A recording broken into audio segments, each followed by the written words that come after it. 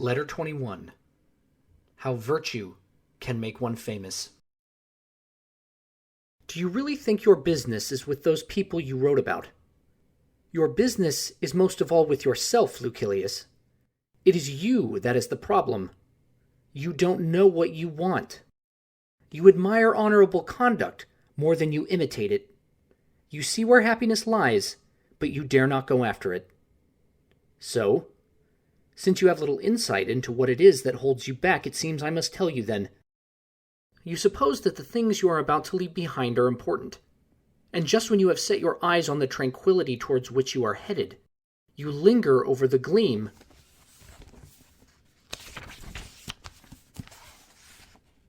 of this life you are leaving behind, like one who is about to go down into some mire or darkness. You are mistaken, Lucilius. Passing from this life to the one I wish for you means going up. You know the difference between a glow and a gleam, yes? How one gives off light from its own sure origin, while the other merely reflects light from something else? There is the same difference between this life and the one I wish for you. This life is suffused by a brightness that comes from outside itself, so that anyone who stands between will cast it into thick darkness. The life you could live is radiant with a luster of its own. Your studies will make you famous, Lucilius. I will report an example from Epicurus.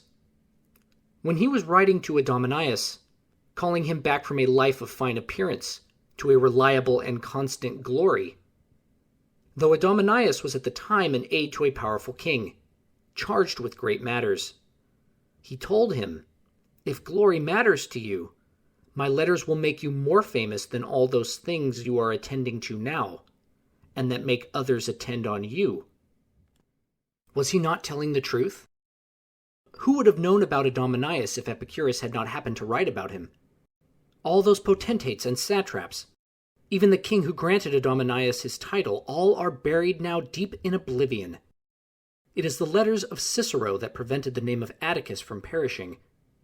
It would have profited him nothing that Agrippa married his daughter, and Tiberius his granddaughter, or that Drusus Caesar was his great-grandson. Among such great names, his own would no longer be spoken had Cicero not simply made him an addressee. Deep is the abyss of time that will close over us all, Lucilius. A few talented minds will raise their heads above it, and although they too must eventually depart into silence, yet for long they may resist oblivion and assert their freedom. What Epicurus was able to promise his friend, I promise to you, Lucilius. I shall find favor with posterity, and I can bring others along with me, so that they may endure as well. Our poet Virgil promised eternal remembrance to two people, and gave it to them. Remember this passage.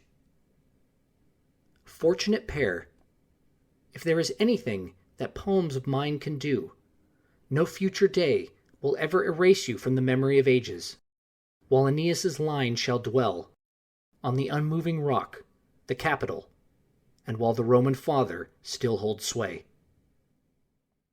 Those whom fortune has thrust into the midst of the world's events, who have been the members and partakers of others' power, have great prestige and many visitors, while they are on their feet, that is.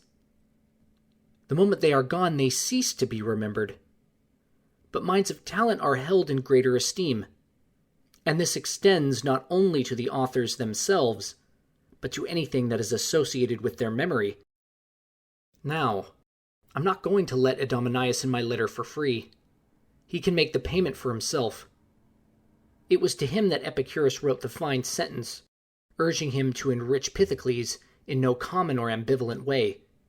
He wrote, "If you want to make Pythocles rich, what you must do is not add to his money, but subtract from his desires."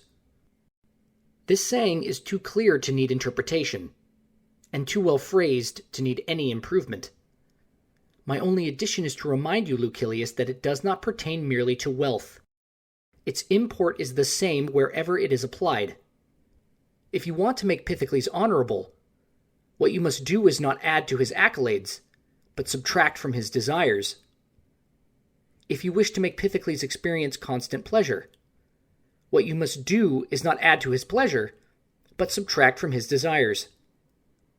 If you wish to make Pythocles live a long and complete life, what you must do is not add to his years, but subtract from his desires.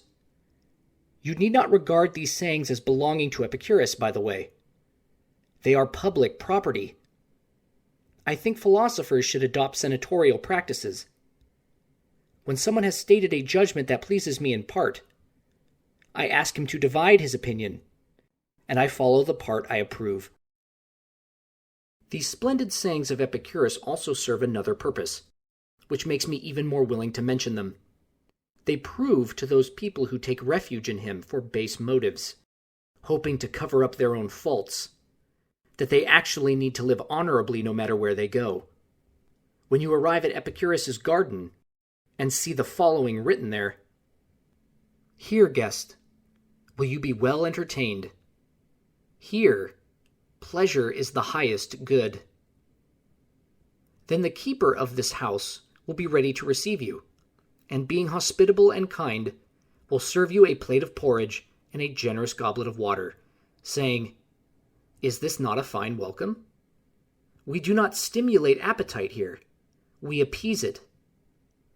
We do not give drinks that make one thirstier, but quench thirst with its natural remedy, and it comes free of charge. This is the pleasure in which I have lived to old age." I am speaking to you of those desires that are not alleviated by soothing speech, desires that must be given something to put an end to them. For about those superfluous desires that can be put off, rebuked, or suppressed, I remind you only this: such pleasure is natural but not necessary. You do not owe it anything, Lucilius. Anything you devote to it is voluntary. The belly does not listen to instructions, it merely demands and solicits. Still, it is not a troublesome creditor. You can put it off with very little, if you just give it what you owe, rather than anything you can. Farewell.